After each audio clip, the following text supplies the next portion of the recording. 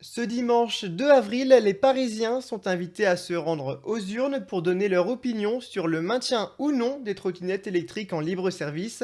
Le scrutin sera accessible à tous les inscrits sur les listes électorales de la capitale. Seule différence avec les élections, le vote par procuration ne sera pas possible.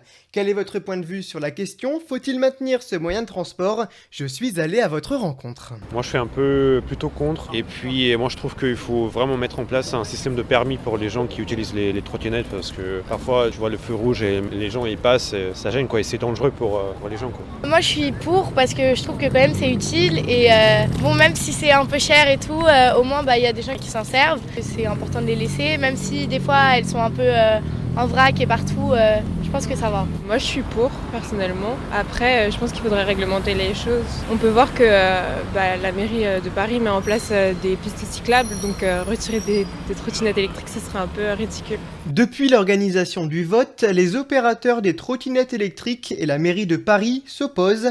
La maire de la ville, Anne Hidalgo, considère que les trottinettes en libre service posent un problème de sécurité routière.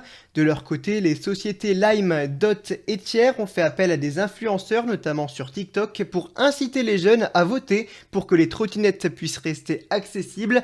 Le hashtag #SauveTaTrot a été utilisé. Êtes-vous pour ou contre le fait que des entreprises tentent d'influencer les jeunes à ce sujet? Je vous ai posé la question. Oui et non, dans le sens où chacun est influencé par ce qu'il veut être influencé et je pense que chacun a le droit de se faire son avis. Je suis mitigée sur la question. Après, les influenceurs, est-ce qu'ils ont un réel impact sur les gens qui votent? C'est ça la question. Alors on sait qu'il y a du lobbying dans tout, donc je suis pas surpris. Elles défendent leur position, donc ça me surprend pas quoi. Ils jouent le jeu de leur business quoi, c'est normal.